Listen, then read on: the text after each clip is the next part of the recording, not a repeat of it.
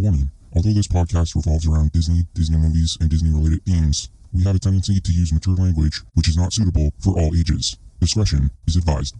Ladies and gentlemen, it is time for the third and final part of the Ocho and Ortiz Disney podcast, September 2022 Disney World Trip Review. We're not going to waste any more time. Without further ado, let's get this thing started.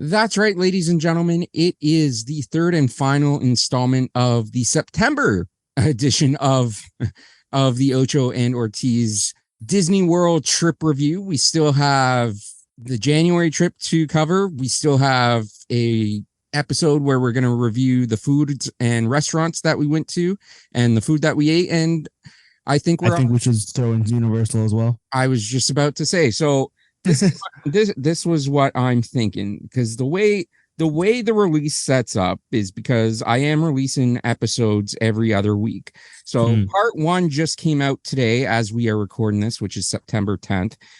Part two will come out on September 24th. The episode that we're recording today will release on October 8th. I'm thinking when you get back from Universal and Disney World, because you're leaving this Friday, you're leaving on the 16th, or this Saturday, I should say, and you're doing Halloween Horror Nights again. So what I'm thinking when you get back, Halloween Town review. Yes, because the episode that will come out after this one will be released on October 22nd, and I may even hold it over another week specifically so it comes out 2 days before Halloween on the 29th. We'll see, but I do think we should do the Universal review once you get back. Okay. You can talk about the Halloween Horror Nights and everything. That gives us our little Halloween episode. Then the next episode will be our discussing our January trip. The episode after that will be our review for Frozen, because by the time that episode releases, it'll be right around the 10th anniversary of the release of the original Frozen. So we'll do our review of Frozen then, and then like first week of December, we'll do the food review, and then we'll go from there. But I think that's going to be our episodes for the next couple of weeks and months coming up. That's going to cover us for October, for the rest of September, October, and going into November. So I think that should be the plan. I like that plan, but I don't think you heard me well, did you? What did you say? I didn't say Halloween review. I said Halloween Town review. So I think that sounds like a good plan. You agree. What I came up with, I think that's a perfect plan. I don't know what Josh said. I just keep getting static every time he talks. Wait, what? Oh, come on, really? But I think it's appropriate that the last episode covering our September 2022 trip is being recorded today. Like I said, we're recording this on September 10th. And I think that's appropriate, Josh, because a year ago today was the last day of our September 2022 trip. And wait, hello? Are you actually getting static or no? No. Oh. No, I'm just not doing what the fuck you said. You dick. I was trying to fucking fix my microphone because of that.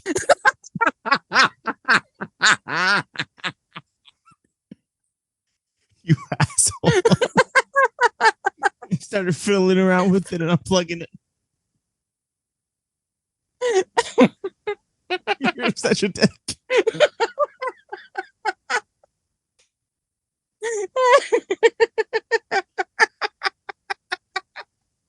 That's awesome.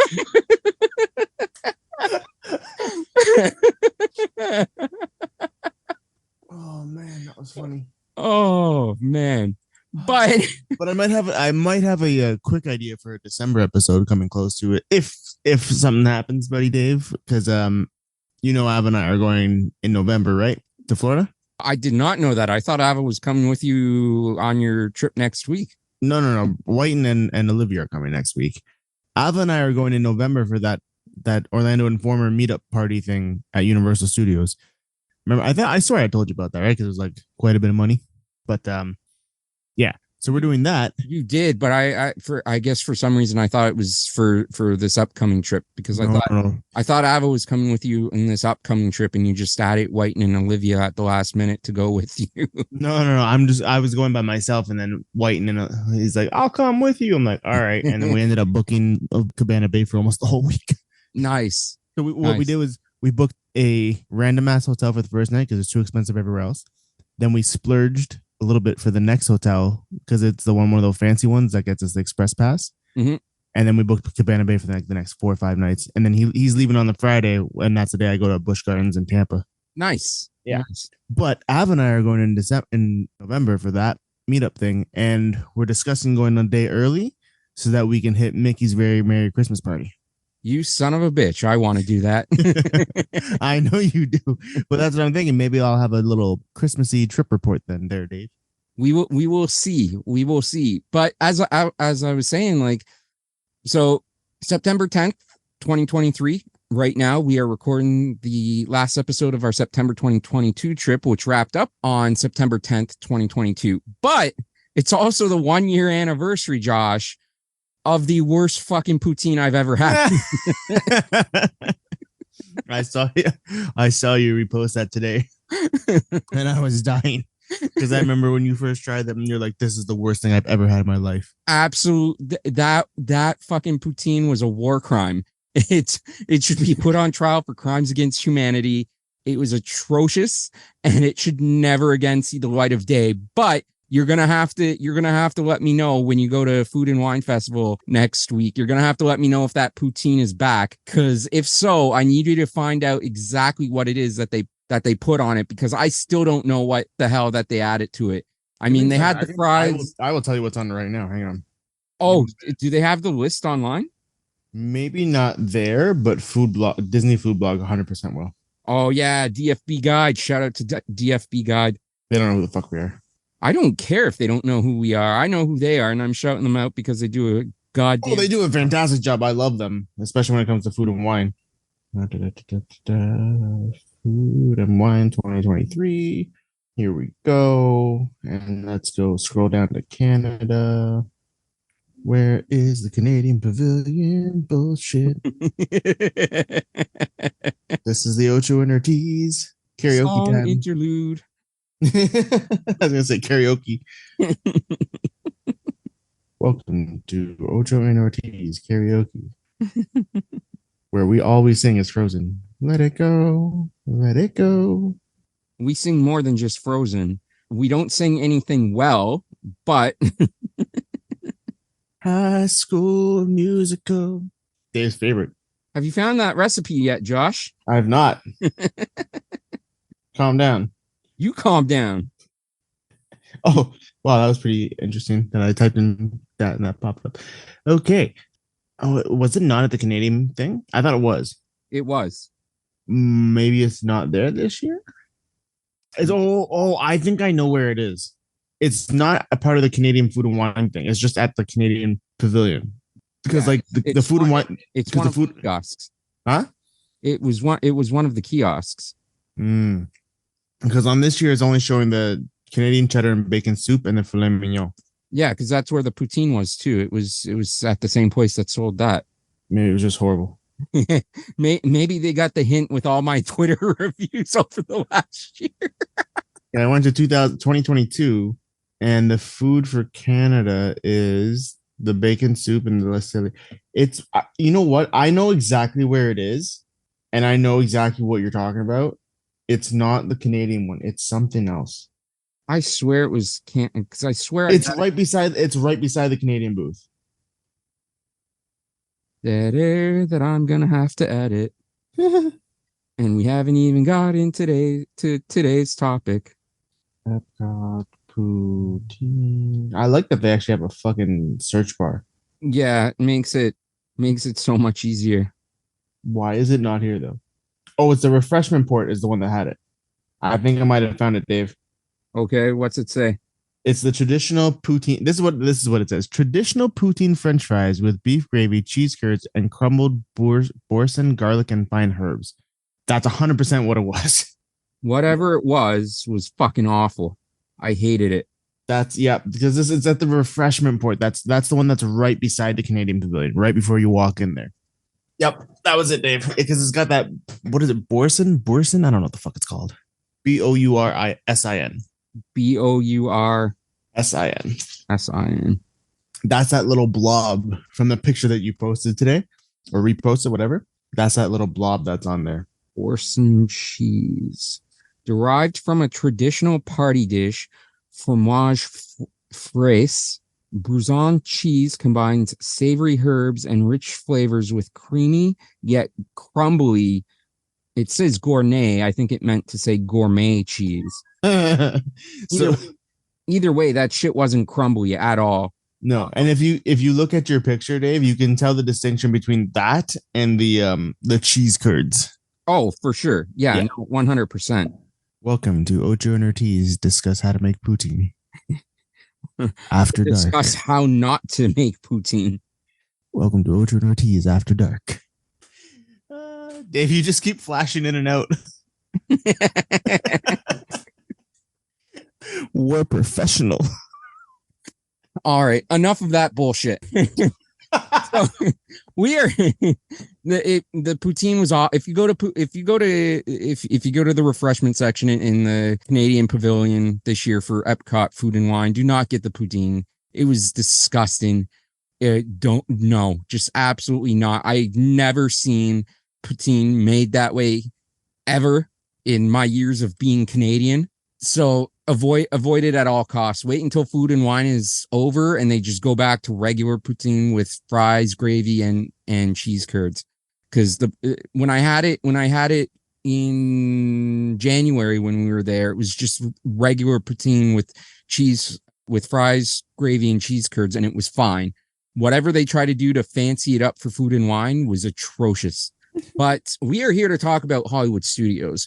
And Josh, you, on all the other parks that we've covered, you've listed the icons of the park. So obviously Life for Animal Kingdom, the Spaceship Earth Ball for Epcot, obviously the castle for Magic Kingdom. Why don't you, before we get into things, cover the icon for Hollywood Studios? So here's, you know what? I'm actually I kind of want to look it up and see what they can. I mean, like, I know what they're considering it now, but you weren't there back when I first started going. Again, I've been going for like, I don't know, 10, 15, 20 years now. But when I first went there, and a lot of people hated it, it was called like the Sorcerer Mickey. They had that giant Sorcerer Mickey hat with the ears and everything. Yeah, it was really cool. It was right in the middle of like when you first walked in. But they got rid of it, and a lot of people complained because it would block the way of seeing the Chinese theater that's in LA. Well, there's a replica at Magic Kingdom, and then there's a ride inside that as well. That's what we'll talk about later. But now, what they use as the icon there is the Hollywood Tower of Terror. Yes, and that is absolutely one of my favorite rides. Dave will not go on it. I will not. No, I've said I would like to get married there. That'd be cool. I love that ride. Fuck, we'll talk about it. That. So everyone has a icon that is now Hollywood Studios icon, because that is on when you ever have like a picture or you see something of all the icons, that's what's used for. It's what represents Hollywood Studios, and it's a fantastic representation. Yeah. I wish I had been able to be there when the giant Mickey Sorcerer's hat was there. But have you ever seen that? Like a picture of it? Yes. Okay. Yeah. I've seen the pictures of it, but yeah, no, they took it down, and yeah, as you said, most people associate Tower of Terror as the icon for Hollywood Studios now. Yep, and that's yeah.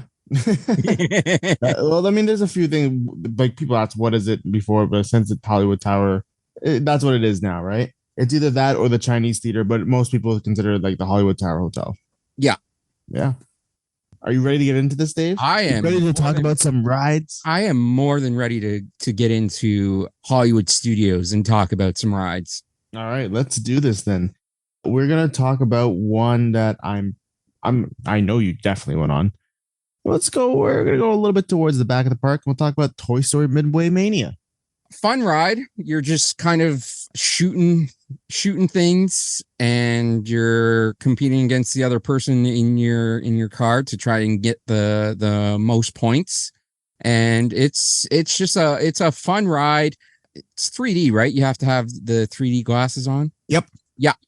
And the lineup's pretty cool because there's like a talking Mr. Potato Head, and it was good hearing Don Rickles' voice again. Of course, Don Rickles voiced Mr. Potato Head, unfortunately passed away a couple of years ago. He was one of my comedy icons growing up when I was a kid. I absolutely loved listening to Don Rickles.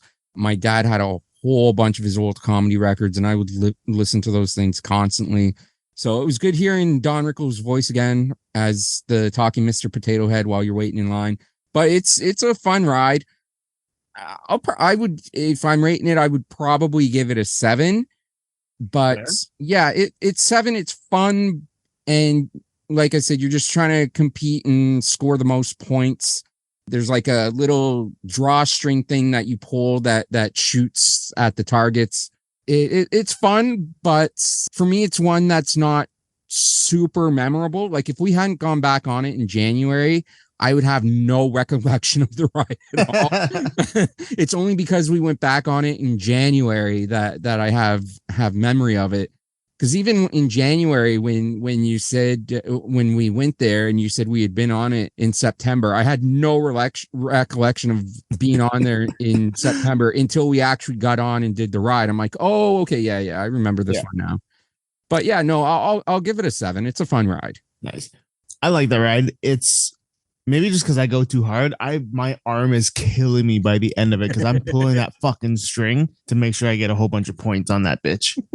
My forearm is just done by the time we're done. I'm like, okay, no, it's one done or one and do it fucking hours later.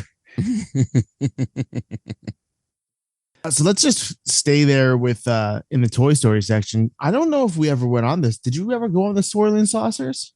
I was looking at that earlier today because I was trying to remember all the rides that were at Hollywood Studios, but I don't think I did. I honestly don't think I did. If we did, no recollection. It's a kiddie ride. I'm not gonna lie. It just kind of swings you around. It's not worth the wait. That one, because it's semi-new or 4 or 5 years old now. It's not worth the wait. That's what it is. And I think that's probably what I said to him. Like, Dave, look at this and then look at the wait. It was like a 45 minutes an hour wait. And you're like, fuck all that noise. Which sounds about right. Again, since you never go on it, I've been on it. It's okay. It throws you around. If it's a short wait, I'll hop on it. If it's not a short wait, not a fucking chance. Fair enough. But we're gonna close out Toy Story, and I gotta ask you if you did this. I don't think you did. But Slinky did you go on Slinky Dog? No. No? Man, I gotta get you on Slinky Dog. Didn't go on in September. You tried to get me on it in January, and I still refused to go on it in January. I ended up holding all your bags because I don't think they were stopping people from taking their bags with them. So you guys had to come and turn back around, and I had like everybody's fucking bags, and I was wearing like five bags at a time. But when you guys got off the ride, that's amazing. I just wish I had a thought of getting one of you guys to take a picture of me wearing all the bags. But I didn't think about it at the time because it was fucking awesome. But yeah, no, Slinky Dog is one that I absolutely did not go on. Okay. All right. I'm gonna ask you if you I don't remember if this was open when we went. I know it wasn't open when we went in September, but it might have been open when you went when we went in January, and I can't remember if you did this. The Indiana Jones Stunt Show. I did it alone in January. Okay, so we'll talk about that in January then. Yes, yeah. But right. I did do that one. Was it actually closed in September? I don't think it was. It was closed in September and then opened in November or October, right after we left. A little bit after we left. Because I remember it being open in September because I was gonna do it on the last day because the last day we were there, You and Shabby were doing your own thing, and I was doing my own thing on the last day. But there was that point where we met up for lunch right around that area where Indiana Jones was. And I remember I was going to do Indiana Jones because the wait time was only like 20 minutes, but I didn't end up doing it because I went to get food instead. So I unless they just randomly were testing the clock, but I swear it said 20 minutes in September when I was there, and then I just decided to get food instead. But like I said, they may have just been testing the clock system or whatever. But yeah, it is one that I ended up doing in January on my own. So we'll get more into that one when we do the January episode. Okay. You know what? Maybe you're right, because I just did a quick check and it looks like it's in December 19th is when it reopened, 2021. So I guess so. But yeah. All right. Next one, then there, Dave. This one, as I was pretty sure you were gonna like it. I just didn't know how much you would like it. And I'm pretty sure you did like it. And we're gonna go with the Frozen Ever After sing along show. Oh, I forgot to put that one down in my notes. I love that. That was such a fun fucking show. I forget what they call them, but basically the Royal Historians of Arendelle. The Royal Historians of Arendelle. Whoever the guy was fucking amazing. Sir Eric. Well, I just mean whoever the cast was that was playing that role did such a fantastic job. He was absolute. I mean, both of them did a fantastic job, but he really stood out, and it was phenomenal. I loved it. And I think when we went back in January, it was closed because I wanted to do that one again. But I think it was closed for some reason when we went back. No, we went because I remember we had Olivia with us. Well, then it would have just been you, Olivia, and Whiten, because I know for sure I didn't go in January with you. Huh. Because I just did it the once in September. Yeah. But, that was a fantastic show. Like for me, that was just because of how good the performers were. That for me is an absolute 10. I loved it. Fair enough. So here's the thing is that particular show is what made me actually want to go and watch Frozen. So I had never seen Frozen before. And the building that it's in used to be the American Idol experience. So they would actually have guests go in and, they would audition. And if they were good enough for the judges, they would go on to the live shows. And they'd have about 6 or 7, maybe I think there would be like about 5 or 6 live shows, right? And whoever won, it would go by audience vote. Whoever won that would go on to the final episode, the final day's show. If you won throughout the day, you would get like fast passes throughout the whole day. And then you'd go, when you get to the final episode, it would be the winners from the previous 5. And the winner of that would actually get a front row ticket to go to, or front row thing front row, like they'd basically get to skip the line for actual real American Idol audition. Instead of having to, instead of having to wait in like the giant lines that you always see on TV, you skip all of it and just get to go and actually audition. Oh, okay. Yeah. I was going to say, like, that was a really big theater. Yeah. It was a really, really big theater and with a big stage. So yeah, it makes sense that they did something else like American Idol there before Frozen.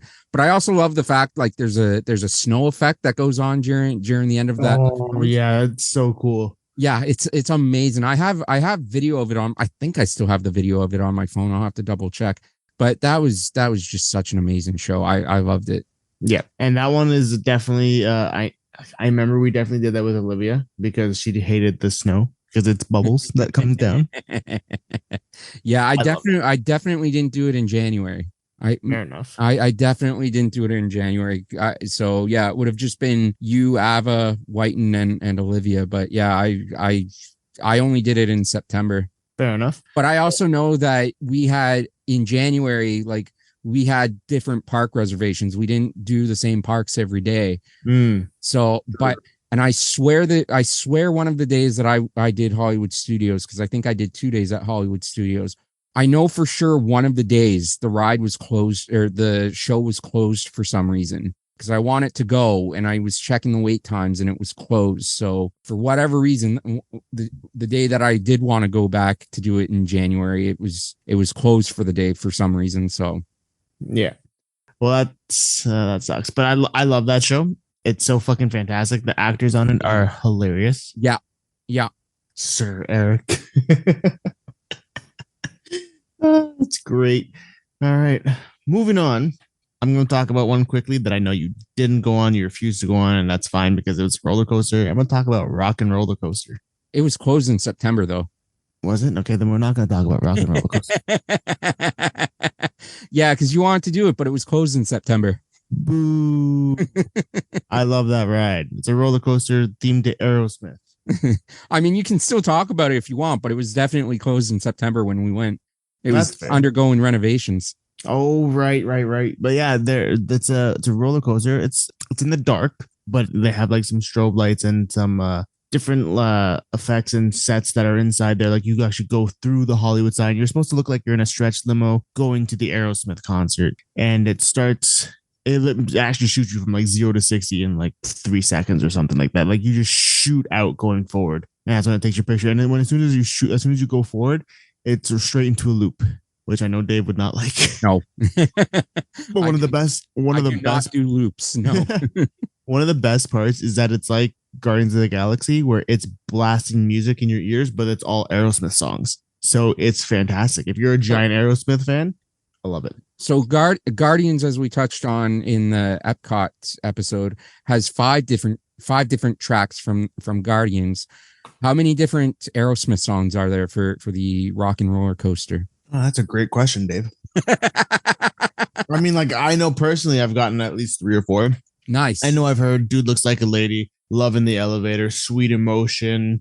I don't think I've ever heard I Don't Want to Miss a Thing, but that's not really a fast-paced song anyways, right?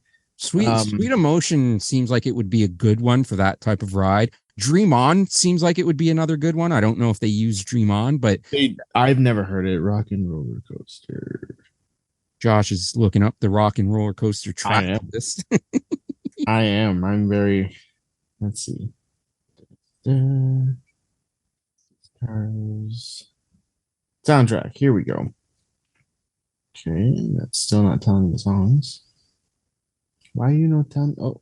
So from what I can see, it's Walk This Way, Dude Looks Like a Lady, Sweet Emotion, and Back in the Saddle. So it looks like there's 5 different soundtrackers, and this is just one of the things that it says. Oh wait, no, this is Paris. whatever you say. Oh, here we go. Oh, each one has a different. Oh, that's cool. So it looks like license. So each different car has a different license plate, right? And the license plate and songs heard on each car.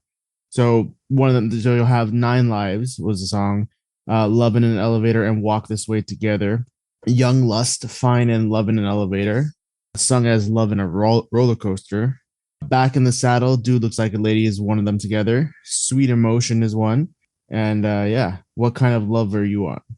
That's cool. I didn't ever realize it depends on what seat you got. That's really cool. Yeah, that is pretty cool. So shout out to the Imagineers for coming up with that one. Yeah, that one's pretty dope. Okay, so I love that ride. My girlfriend does not like that ride. She went on it once. I had a headache and felt like nauseous for the rest of the day. Okay, next one. We're going to talk about one of the newest rides that are there. Mickey and Minnie's Runaway Railway. Long fucking lineups. Yes. Long lineups for that one. But it's a fun ride. It's another one where you sort of go on and the car, it's like Journey it's like Journey into Imagination with Figment, where you start off with a couple of cars attached to each other, and then as the ride goes along, the cars separate and become like individual cars before like you reattach. It's what? Because isn't that the one where the cars go into the at one point they go into the ballroom with Daisy? Yeah, but they don't do that on Figment. No, Figment aren't because in Figment aren't you in a set of 4 to begin with, like with two people each, and then they separate and join back together at the end? They don't separate. It's 4 cars each for Figment, but they don't separate. They're all just on one track. That one's an actual track ride. Oh, so they just spin, but they don't actually detach. Exactly, yeah. Oh, okay. Well, because yeah, there is that part in Figment where they sort of spin around, and so I just assumed they like detached from each other. But No. You never went on. Did you ever get on Remy or no? yeah, yeah, in January. Yeah, so Remy detaches, I think, Okay, because yeah, it's a trackless ride, right? yeah. Yeah, Figment's on a track. The new thing with rides, or some of them are non-trackless, right? So that's what Mickey and Minnie is. It's a trackless ride. Yeah, and it's a good ride. It's I don't know what I would rate it. Probably another one that I would give a 7. It's a good ride, but the lineups are way too long, and I don't know if I would say it's worth the wait or not. It is fun, but if you can get it when it's like 50 minutes or less, I'd say do it. But anything above that, it's probably not worth the wait time. Yeah, no, that's fair. It's a cute little ride. Yeah. There's some cool. It'll definitely be fun for the for kids. kids. Yeah. Yeah.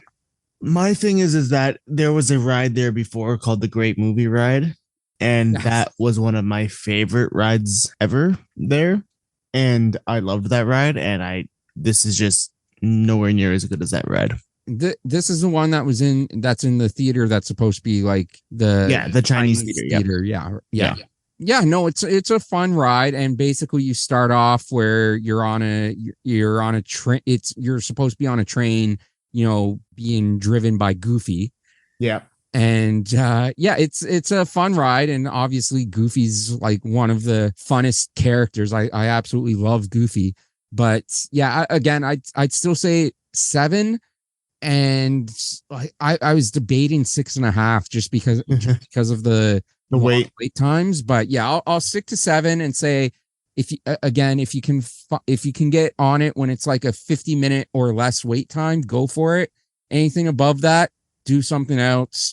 Try to wait for later in the day for the lines to go down. But because I remember being there in January and I want to do that again, but like there was never a time where it was under like 8. I think maybe 70 was the lowest, but most of the time it was 80 minutes or above. And I was like, nope, not waiting in line for that. That's fair. All right, next we're going to talk about just a little quick little thing about something you've never been on there, Dave. And that's what we called, when we talked about it before, the icon of the park, the Hollywood Tower of Terror Hotel. Absolutely will not do that. That one's a drop ride, and I absolutely will not do that at all. Fair, but I know you've probably watched it. It is one of my favorite episodes to watch on Behind the Attraction. Have you watched that? I have not watched Behind the Attraction yet. I've watched the Imagineering series, but I have not watched that one. Oh, you need to watch that one, dude. It's so fucking good. And what's really cool about this, they talk about how like they went to a elevator like manufacturer and said, "Hey, we want to drop it," and they're like, "What?" So, but like they can't, but like to make it like safe, they can't just drop it to get that feel of the like the zero gravity and the G force and stuff, right? Yeah, they're not able to just drop it, right? You need to go faster. So what's crazy is that when you're falling, you're actually not falling. There's a cable that's on top and on the bottom, and you're actually getting pulled down. And that's what they came up with, right? It's insane. If you go watch that ride, dude, or go watch that episode, or just go watch that show. That show is fantastic in itself. It is still not a ride that I will get on, but it sounds fascinating. I'll definitely check out the behind the scenes of how they do it. But yeah, that's definitely not a ride I'm getting on. Oh, you should definitely get on it. It's one of my favorite rides because, like I said, it's like Dave said, it's a drop. It's supposed to be a drop one. It's supposed to be a little spooky, so it's awesome. You're supposed to be going into the Twilight Zone, and you're supposed to be going into a service maintenance elevator, and it's supposed to be a night where, like, when other people disappeared, and you go into the elevator, and it just goes up and down, and the elevator doors open. You can see outside, and it drops you again. It's one of my favorite rides. Absolutely favorite rides. It's so great. But yeah, since Dave won't go on that one, I'll have to drug him and put him on. What? I didn't say that. So now we're going to talk about one of Dave's favorite things there, probably, Muppet Vision 3D. My personal bias is a 10. I fucking love, like, it's the same goddamn thing from when I went there when I was a kid, like back in the 90s. Like it hasn't changed a bit. It's like the same everything. And it's for me, it's just that nostalgia because it's all the original outside of, well, I don't know if Jim Henson would have been voicing Kermit at the time or not, because I think it opened just after he passed. So I don't know if I don't know if he was voicing Kermit when they filmed it, or if it would have been Steve Whitmire at that point. But anyways, it's most of the original, most of, if not all, the original Muppet voices. So for me, it brings a great sense of nostalgia because so many of them are either no longer doing the voices or just no longer with us in general. So hearing those voices brings me back to the childhood. Having said that, the theater is just so grungy and is in desperate need of an upgrade and fucking renovations. And I mean, just for nostalgia bias, it's a 10, but just for overall experience with the grunginess of the theater and the fact that it does need an upgrade, I hate to do it, but I'm probably going to drop this down to a 6. And it physically pains me on the inside to even say that, but I got to be honest about it. The theater definitely needs some renovations, and the thing I love is right outside is and across from the theater is Pizza Rizzo, and I know people hate Pizza Rizzo. Like Disney Food Blog rips Pizza Rizzo all the time, and yeah, the pizza's not the greatest there, but I fucking love Pizza Rizzo. Like anytime I do Muppet Vision 3D, both when we win in September and then when we win in January, every time I did Muppet Vision 3D, I ended up going to Pizza Rizzo afterwards. It's just, I don't know why I love it so much. I really don't know why. It's not even average pizza, to be honest, but it's still, you know, it's okay pizza. Plus they give you a nice Caesar salad to go with it. I don't know. I love Pizza Rizzo. I think just because of the whole Muppet theme of it. But yeah, so fuck 10 for the nostalgia, but 6 for the honest opinion of Muppet Vision. But yeah, I love it.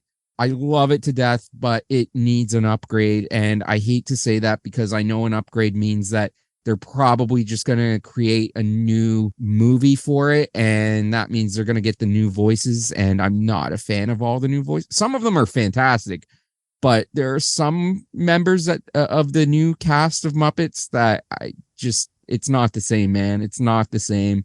So yeah, it breaks my heart that they are eventually going to renovate that and either renovate and upgrade it and change it to something new with the Muppets, or get rid of it altogether and come up with just something else in its place. And that is going to be a heartbreaking day for me. Well, that's fair. It's an old one. It's a classic. I mean, I'm pretty sure I said this on our Muppet episode that I'm not the biggest fan of the Muppets, but this show is funny. I like this show. And what kills me about it too is Statler Waldorf just like sitting up in the corner, up in the fucking the cheap seats up there, and it's just fucking. They're just hilarious in that show. And so is Beaker. Beaker's the best. I don't give a fuck. Is it Beaker or the Swedish chef that towards the end of it shoots the big cannon at the back of it's the Swedish chef. Sweet, yeah. He's fucking fantastic in it too. I absolutely love it. Yeah, it's gonna break my heart when they change that. That's fair. All right, moving on. We're down to our final section of the park. Oh, there's one more ride. This ride is right near Muppet Vision 3D. We're gonna talk about Star Tours. So, I like Star Tours. It's another one where, you know, it gives you different scenarios. Yep. Every time you ride it. And I think like the first 3 times I rode it, I got the same fucking thing. Because I rode it in September a couple of times and in January. And I think it was like my 4th attempt before I finally got something different. And that was in January. Oh, fuck. And but I mean, between the 3, Rise of the Resistance, Smuggler's Run, and Star Tours, I would definitely say Star Tours for me is is ranked third out of them. Mhm. But I'll still go ahead and give it a 7. But it's a fun one. It's definitely a fun one. But it's if you're looking to do one of the Star Wars ones, definitely do either Smuggler's Run or Rise of the Resistance. Save this one for last until you've done the other ones, because especially Rise still has long. There are certain times of days where you can get to Rise and have shorter lineups, but it's still for the most part a long lineup throughout the day. So definitely get to Rise and Smuggler's Run first. But yeah, Star Tours I'll give a 7. Fair enough. Star Tours is actually an older one. I think it's been there since the park opened, to be honest with you, maybe a little bit after. So it's been upgraded and updated a lot. Yeah. My little backstory on this for me. The very first time we went on this ride, it was one of the first times we went to Disney that I can remember. It was me, my mom, my sister. And we went on the ride. We were staying at, it was called the Travel Lodge. I think Whiten was there with us too. And we went on the ride. And you know how all the rides, this one as well, will end in a gift shop. Yes. Yeah. We walked out and my mom looked around and saw the gift shop and she went, "Oh, fuck." Because she didn't know that it went into a Star Wars gift shop. And I am a huge Star Wars nerd, because she was like, and then she's immediately looked at me and I lit up like a kid in a candy store, right? And she looked at me and she's like, "You can get 2 things." I was like, yes. I was so excited. I didn't know what the fuck I was going to get. I remember I ended up getting like a Trivial Pursuit Star Wars game. And there was this, do you remember that ball from the original Star Wars when Luke is training? That one that keeps shooting him? Yes, yeah. So yeah, I had Falcon, yeah. Yeah. So it was a ball like that, but it connected to the TV, right? And what you would do is it came with a fake lightsaber too, where that ball was like a sensor. So when you would like move the lightsaber in front of it, it would be like you were moving it on the TV. This is like 20 years ago, dude, right? So everyone's like that's like a normal thing now, right? But back in like then, it was a special little thing, and I remember getting that and was so excited to use that. And yeah, I love that ride. That's one of my favorite memories of going to Disney, is my mom just going, "Oh shit." It was so fucking funny. I love that ride. They're updating it again. Well, not they are with the new Ahsoka show coming out right now on Disney Plus. That okay. They announced that actually at D23 this past weekend, that some of Ahsoka's adventures from the show will now be integrated into that ride as well. So that's new things to look forward to. Nice. And I'm excited for that. So next ride is the last two rides are in the same section, or not the same section, but they're in their final section in the Star Wars section there, Galaxy's Edge. And the next one is Smuggler's Run. I have been waiting to talk about this one. Really? So I thought you'd wait to talk about the next one, but okay. Smuggler's Run. I had the first time I did this, I had such an experience on this. So this is another ride that has a single rider lane. Mm-hmm. And Josh was like, let's just do single rider, because it's going to be too long to wait in the regular lineup. We may not be put together, but it will be faster. I'm like, okay, cool. So Josh was ahead of me. He gets selected in a different group. We do end up getting split up. I get put in a group right behind him. I'm supposed to be right behind him. And I get put in a group, and at the time we still only have 4 people. It was because the ride holds 6 people. You have 2 pilots, 2 gunners, and 2 navigators. Engineers, sorry. And so you need it. It takes 6 people. So there was a group of 4, and I got added to the group of 4, and they were looking for somebody to come into the group as a 6th person. But the rest of the line were people that were all together, and there was no one else in the single rider line behind me. It was just Josh and I that were there at the time as single riders. So my group of 5 got shoved aside, and I think we were just completely forgotten about. Eventually, somebody came in the single rider line, and so they put her with us with the group that I got put with. So now we have a full 6. So we have a full 6, and we're being moved around, but we have like 3 different cast members telling us where to go. So, and the original group of 4 that I got put with, 2 people were handicapped or maybe not handicapped, but because you don't have to be handicapped to rent the mobility scooters in Disney World, you can actually just rent them. So, but 2 of the people were in disability scooters, and I do think one of them had crutches, so they couldn't move. So they pushed us to a side, and everything got confused. Next thing I know, it was me and this other girl who came like after as a single rider. We get put into the ride, and the other group of 4 nowhere to be seen, have no idea what happened to them, no idea where they went. So on this 6-person ride that I had already been waiting like 30 minutes for after Josh had been put on it, because I was waiting for this 6th person. I had 5, but we needed 6. So after all this time, it ended up being only me and this other girl who's a single rider. And it turns out she actually works at Disney World. She works at Epcot, and she's never experienced this before either, because her and I were talking a bit before the ride started, after we were seated and, you know, made sure we were buckled in and everything, and they were closing the doors. Because she also noticed as a cast member working at Epcot, she noticed the pin, because Josh got me a Disney World pin that said happy birthday, but because they were out of my because they were out of my first visit pins. So he got one that said happy birthday, but he had the person that sold it to him cross it out and put happy my first visit. But because cast members are trained just to look at the colors of the buttons, everyone was wishing me a happy birthday the whole time. And that's initially what this other person in Smuggler's Run had wished me as well. She saw the pin and was like, "Oh, happy birthday." I'm like, actually, it's not till December. They were just out of my first visit trip. So I'm like, it's actually crossed out and says happy my first Disney trip. And she laughed at that. She thought that was awesome.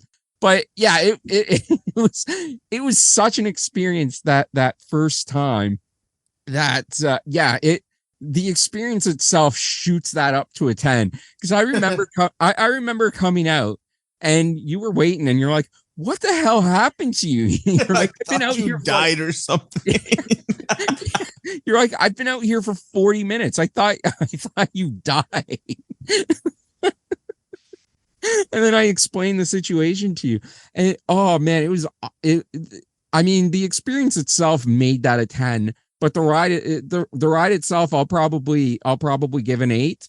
But yeah, it is definitely a fun ride to go on. But that weird, wacky experience that, you know, is probably a 1 in a million type of experience. Obviously, not everybody is gonna have a similar experience, but it made it so fun and confusing and amazing. I absolutely loved it. Yeah, that's a great fucking story, actually. I love that ride. We never really talked about the ride. So it's supposed to be like a simulator where, like, well, you did say there's 6 people, two pilots, 2 gunners, and 2 engineers, and you're supposed to be sitting in the Millennium Falcon, piloting the Millennium Falcon. And you're supposed to go and you're supposed to be like pirates and stealing the coaxium for, oh fuck, I don't remember what his name is. Yeah, I was going to ask you because I don't remember either. He's from the Clone Wars. Oh God. I can't remember his name, but yeah, he's from there, and they have an actual like animatronic of him throughout the ride. It's really cool. It's fun. Yeah, when you actually do the regular lineup ride, there's like a whole interactive thing with an animatronic thing of him. You don't really get to experience that portion on the. Well, I think towards the end you do, but for the most part, you don't get to experience that when you go in the single rider line. But yeah, so it's definitely worth going in the regular line to get a bit more of the experience, because again, they do more. Some rides, the lines, there's just nothing at all in terms of interactivity, and then other rides they do a great job of interactivity. This one they do a great job of interactivity while you're waiting in line, so you're not just feeling completely bored and everything. But yeah, the single rider line definitely made it an experience. Hondo Anaka, that's his name. Hondo Anaka. I remembered. Sorry. Yeah. It's a fun ride. I like it. It was definitely like a dream come true to go, like basically be inside the cockpit of the fucking Millennium Falcon. Yeah. That's one of my favorite things of all time. I can't wait. We could probably do a whole fucking episode just on Galaxy's Edge itself. I mean, there's so much stuff to do there, Dave. We're gonna have to do some other things when we go another time. But yeah, let's get into the final ride of the trip. Well, before we do that, we did miss one thing. We missed Mickey and Minnie's Vacation Fun. What the fuck is that? It's like the short little movie where you go in and you sit down and you watch the movie, and it's Mickey and Minnie are trying to go on vacation with each other. We did it in September. We did? Yeah. Is that right beside the exit to the Frozen sing along? It might be, because it is another theater. Because it's a movie, it's like a little 5-10 minute movie that you're watching. So that might be where it is. I can't remember exactly where it is. Let me look up on the Disney app and I'm pretty sure that's where it is. Because the only other thing I could think of, it'd be like around but no, that's Walt's one man dream show. Remember that one? Yes, I don't think we actually watched the actual, because there is a show for that one, isn't there? But we just went in, we just walked in and saw like the little museum and stuff that's dedicated to his life growing up. Mm-hmm. Vacation Fun. Yeah. So it's in the theater right next to the Frozen sing along. So I think we probably did that after Frozen. We may have even done it before Frozen, but yeah, they're right next door to each other. But we did do it. But yeah, Josh doesn't even remember it. I remember doing it. I don't really remember much about the movie itself. So it's one that I'll give a 5. I'll have to get back there and do it again to give it a better rating. But yeah, it's definitely one that's not super memorable. So I am going to give it a 5, but it is definitely one that we did in September. Yeah, I don't even remember that, so I can't even tell you what the fuck it is, to be honest with you. Couldn't fucking tell you. But yeah, back to what I was saying, our final ride of the trip. Well, it wasn't the final ride of the trip, but the final ride that we're going to talk about right now. And it is the Rise of the Resistance. It's hard to give this anything other than a 10. This is just such a great experience. Like, I mean, the first part of the lineup, like, yeah, it is a long lineup, and yeah, there's a long period where you don't do anything. But once you get to the interactive part of the lineup, just before you start getting into the ride, there's a hologram of Rey that pops up that tells you what the mission is. It's such a great ride. They did such a great job of this. Like I said, it's hard to rank this with anything other than a 10. This is as close to a perfect ride as you can get. It's absolute. I think this is probably the ride I went on the most, both in September and in January, because we did it at least 2 times in September. I think maybe 3. And I know I definitely did it 3 times in January, maybe even 4, because I think I did it at least twice on my own. And I know you, Av, and I did it once late at night, because it was like sort of 15 minutes before the park closes. And obviously they keep the rides open right until the park closes. So if you're in line before the park closes, you still get to go on the ride. And I know you, me, and Ava definitely did it like super late at night, just before the park closed. So definitely 3 times in January, maybe 4, and then definitely twice in September, maybe 3 times. So anywhere I was on that ride anywhere 5 to 7 times altogether in our 2 trips. And yeah, it's such a fun ride. It is amazing. You start off, on a ship with the Resistance, which gets captured by the First Order, and you get taken into what I want to say the Death Star, because I don't know what the new ships are, because I haven't seen Star Cruiser. Okay, Star Cruiser. And you're going to be intimidated by the First Order, and there's a scene where, well, first of all, you get greeted by the cast members that are dressed as First Order members, and I was trying my best to get them to break character, and I came close once. I came close once. The fucking hat. I did. I bought the first order. So after we wrote it the first time, I bought the first order hat. It said I was here for my first day orientation. I was here. You looked at one of them, you're like, I'm just here for training.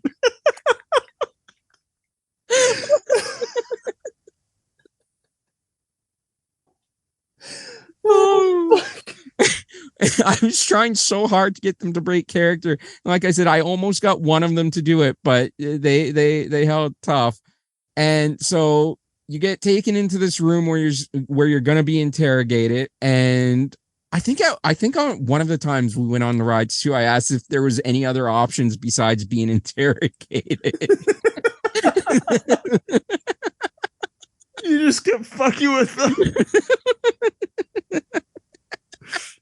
Oh God. And so you get taken into what's supposed to be interrogation, and then you see like Kylo Ren and like one of the commanding officers that are underneath him. They're talking, and then all of a sudden you get rescued by the Resistance, and they're putting you in these cars that they're controlling to get you out of the Star Cruiser. And there's a lot of spinning that goes along. And I know I said I don't like drop rides, but there is like a, sort of a mini drop on this ride towards the end, and it's fun. It's just so much fun. I love it. Again, it's the ride that I was on the most in our 2 trips in Disney World, and it's definitely one that I would go on every time I'm at Hollywood Studios. 10 out of 10 for me. It's an absolutely perfect ride.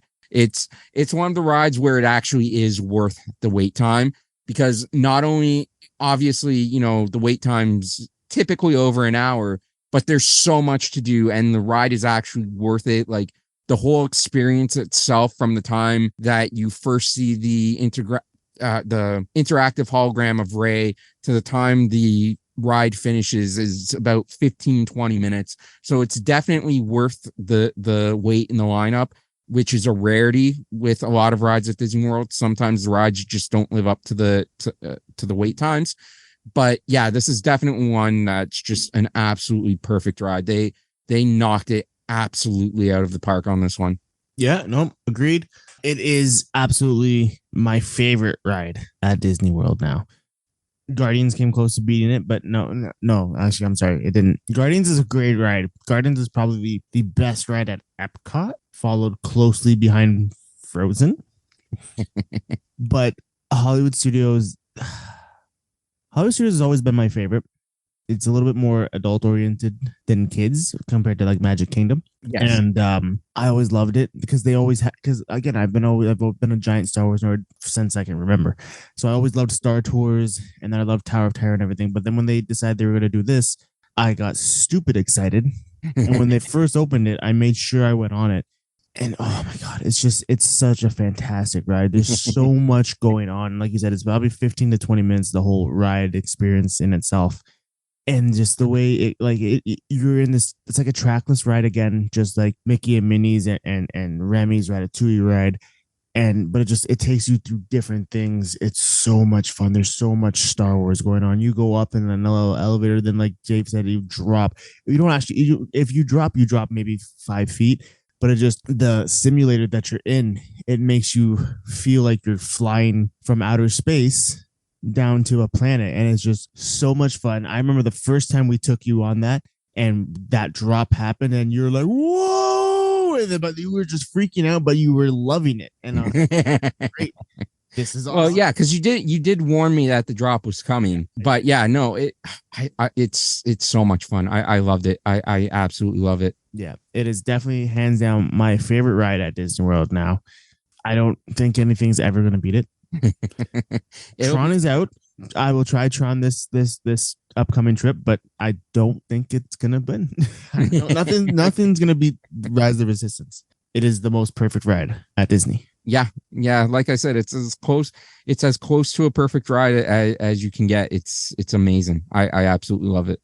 Yeah, and that's Hollywood Studios, ladies and gentlemen. It is. And before we start closing this one down, I'm going to ask you, how would you rank the parks, Josh? Ranking them 1 to 4. What order would you put them in?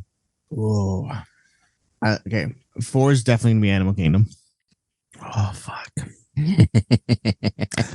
3 will be Epcot because as much as I like Epcot to me, I only really like. I don't mind showing up once if unless it's in Epcot is only go multiple times when Food and Wine is happening. When Food and Wine is not happening, I will typically only go to it once because I know I can hit it all in like half a day. So that's why Epcot is third. Granted, like Guardians makes it almost like makes me want to go all the time, but it's not like I have to go. Okay. 2 is gonna be Hollywood Studios. Ooh, okay.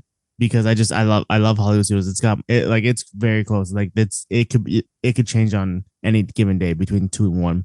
But 1 is Magic Kingdom, and that's mostly Magic Kingdom is 1 because I've been going there since I can remember. I remember the very first time we ever went to Disney World. I was like 6 or 5, and my sister she was like a few months old. I have all those pictures still. I still have the ticket stub from that. Okay. And the thing with Magic Kingdom is that was my mom's favorite park as well. So I have a lot of good memories of going to there with my mom. Okay. And, like I said, Peter Pan is my favorite thing. It just makes me, I have that nostalgic feeling when I'm at Magic Kingdom. And it's not just the rides, it's also the fireworks. It also, I have said it before, this thing with Disney and why I love going to Disney so much is that it makes me feel like I'm with her. She's here with me. Yeah. In a sense. And I feel closer to her, even though like it's a different country, it's not where we live. But it was one of our favorite things to do every year was go to Disney at least once a year. And that's why I still try to do that at least once a year. Even during COVID, I went once a year. It takes a lot for me not to go at least once a year because I love it. Yep. So it's always going to be Magic Kingdom. Many different reasons why. But yeah, definitely Magic Kingdom is number 1. It's the most magical place on earth.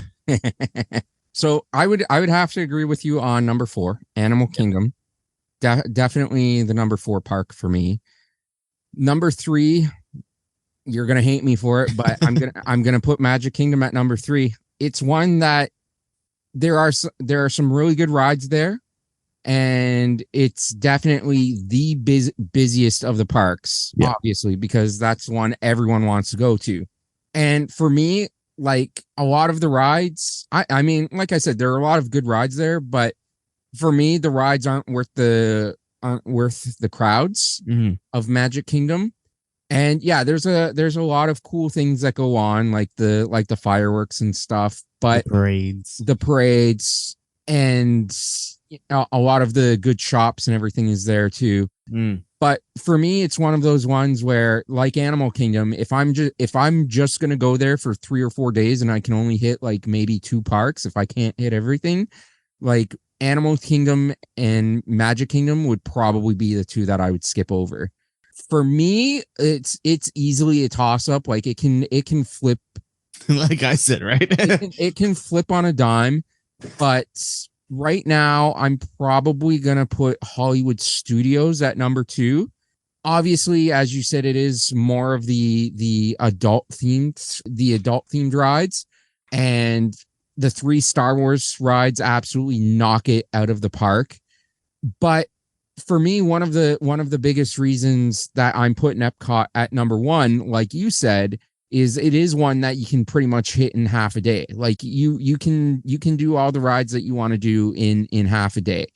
And for me, that's awesome because you can do everything you want to do.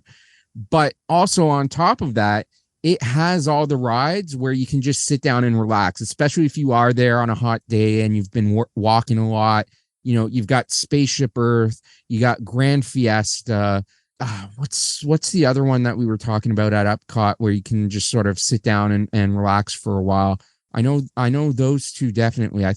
I'm sure there was one more that we meant. Well, one that we didn't do was the Living with the Land. Living with the Land. Yeah. Fuck that one.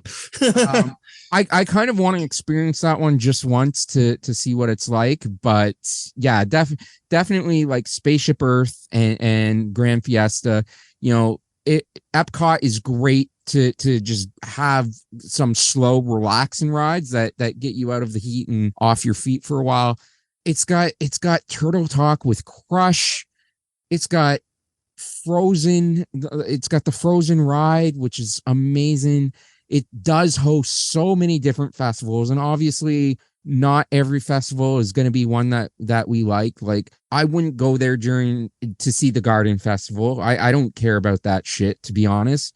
But like, I love the art festival when we were there in January, and Do you know how hard I had to be not to buy a fucking art piece?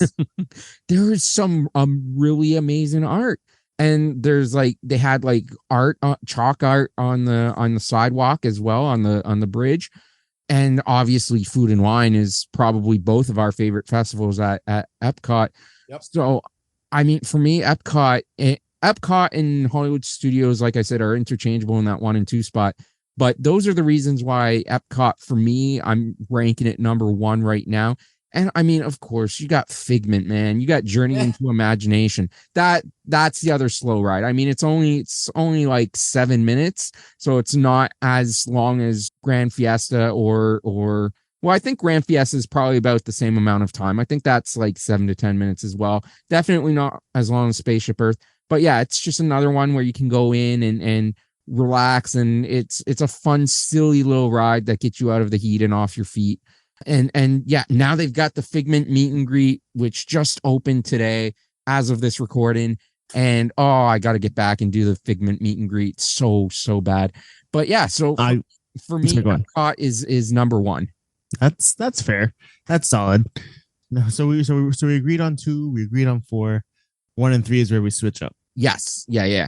And we both agree that Hollywood Studios can be interchangeable between 1 and 2. Yeah, exactly. That's amazing. But we're going to wrap it up now because we're at 1 hour and 35 minutes. So that's going to be a lot of fucking editing for me. And so, but yeah, so we're going to wrap it up. We appreciate you guys coming along on the journey. We already said at the beginning of the show what the next couple of upcoming episodes are going to look like. And Josh is going to go away in a couple weeks, and he'll come back and tell us all about Tron Legacy, Light Cycle Run. You can find the show on most major podcasting platforms, including Spotify, Apple Podcasts, Google Podcasts, Amazon Music, iHeartRadio, and of course Podbean. Ocho and Ortiz Disney pod.podbean.com. I'm still getting used to all the socials again. All the links and stuff will be down below. You can go to shop.spreadshirt.com/Ocho and Ortiz Disney pod. Again, I think that's the link, but the proper link will be in the description down below if you want to buy some merch and help support the show that way. But yeah, just if you like this show, just share it with your friends, let them know where they can find us, and help the show grow, because we enjoy doing this show, and we would greatly appreciate any support that we can get. Having said that, as always, whether you're listening to this in the morning, the afternoon, the evening, whatever time of day it is, wherever you are when you're listening to this, we thank you for listening. We appreciate you listening, and we will talk to you again very, very soon. Bye-bye. Later.